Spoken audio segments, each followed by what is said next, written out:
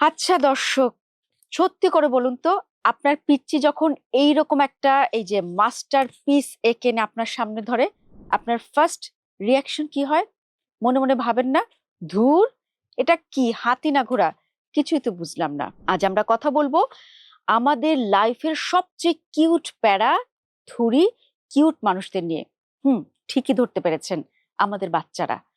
অনেক মাই ভাবেন বাচ্চাকে ড্রয়িং ক্লাসে দেব যাতে সে বড় হয়ে পিকাসো বা দা ভিঞ্চি হয়। বাট সায়েন্টিস্টরা কি বলে জানেন? শিশুরা ছবি আঁকে পিকাসো বা ভিঞ্চি হওয়ার জন্য না, বরং তাদের ভেতরের ইমাজিনেশন বা সৃজন শক্তিকে আনলক করার জন্য। প্রথম হ্যাক, বাচ্চার এই হিজিবিজি আঁকাকে কিন্তু আসলে তাদের হাতের পেশির জিম বা ওয়ার্কআউট। এই যে আপনাদের একটু দেখিয়ে দিচ্ছি, কি দেখে কি মনে হচ্ছে? খুব সুন্দর একটা ছবি হয়েছে। বাচ্চা যখন একটা রং বা পেন্সিল তুলে ধরে, তখন তার হাতের আঙুল বা কবজির ছোট ছোট পেশিগুলো শক্ত হয়। একে সাইকোলজির ভাষায় বলে ফাইন মোটর স্কিল। এই স্কিলটা যদি ছোটবেলায় ভালো না হয়, পরে কিন্তু স্কুলে যখন যাবে পেন্সিল ধরে সুন্দর করে লিখতে বা নিজের জুতোর ফিতে বাঁধতেও বাচ্চার কষ্ট হবে। আপনারা খেয়াল করলে দেখবেন এখনো অনেক বড় বাচ্চা কিন্তু তাদের জুতোর ফিতে ঠিকমতো বাঁধতে পারে না। এটার কারণ কিন্তু এই যে মাত্র যেটা বললাম সেটাই। সো নো হিজিবিজি, this is pure muscle building. দর্শক, আরেকটা বিষয় বলতে চাই। প্রথমে তো একটা বললামই, 2 নাম্বার লাভ হলো হ্যান্ড আই কোঅর্ডিনেশন।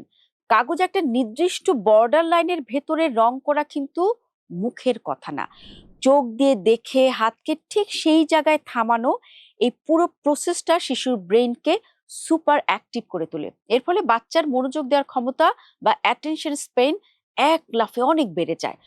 আজকালকার ডিজিটাল যুগে যেখানে বাচ্চারা মোবাইলের স্ক্রিনে তাকিয়ে স্ক্রল করতে করতে এনার্জি ড্রেনার হয়ে যাচ্ছে, সেখানে ছবি আঁকা তাদের জন্য একটা পারফেক্ট মেডিটেশন।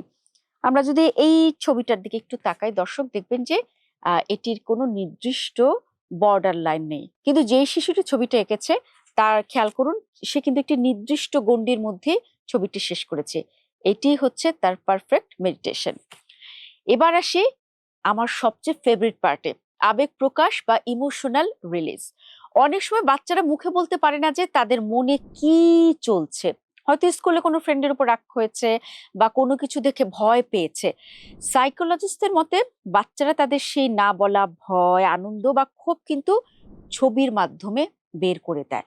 এটা তাদের জন্য একটা ইমোশনাল থেরাপির মতো কাজ করে, যা তাদের মেন্টাল স্ট্রেস একদম ভ্যানিশ করে দেয়। তাই মায়েদের বলছি, এখন থেকে বাচ্চা হিজিবিজি আঁকলে প্লিজ বলবেন না ওটা কি ছাইপা শিখেছো, বরং বলুন ওয়াও, তুমি তো দারুণ একটা রং করেছো। আচ্ছা, এই লাল গোল্লাটার গল্পটা কি বলো তো? দেখবেন আপনার বাচ্চা তার কল্পনার দুনিয়া আপনার সামনে খুলে দিয়েছে। দর্শক, আমরা একটা ছবি দিয়ে সেই জিনিসটা আপনাদের একটু বোঝাতে চাই। আমরা লাল রঙের কথা বলছিলাম। দেখুন, একটি বাচ্চা এই ছবিটা এঁকেছে। সে হয়তো কোনো কিছুতে আনন্দ পেয়েছে অথবা ভয় পেয়ে থাকতে পারে। সে কিন্তু তার যে ইমোশনটা সে লাল রঙের মধ্য দিয়ে প্রকাশ করেছে।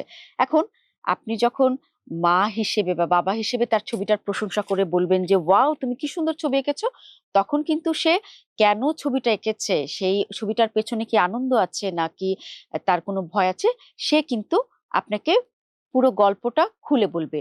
এবং এতে করে কি হবে, বাচ্চার সাথে বাবা মার যে একটি আত্মিক বন্ধন, সেটি কিন্তু ছবির মাধ্যমেও আরো প্রকট হবে। তো দর্শক, বাচ্চার হাতের রংকে এ কারণে ভয় পাবেন না। দেয়াল বা জামা কাপড়ে একটু রং লাগলে লাগুক, চিল। কারণ এই রংগুলোই কিন্তু ওর ডিলুলুর ওয়ার্ল্ডকে রিয়েল লাইফ ক্রিয়েটিভিটিতে রূপান্তর করছে। ভিডিওটা কেমন লাগলো কমেন্টে জানান। আর আপনার যে ফ্রেন্ড বাচ্চার আঁকাআঁকি নিয়ে প্যারাই থাকে, তাকে এখনই মেনশন করুন। দেখা হচ্ছে পরের পর্বে। আজ এ পর্যন্তই।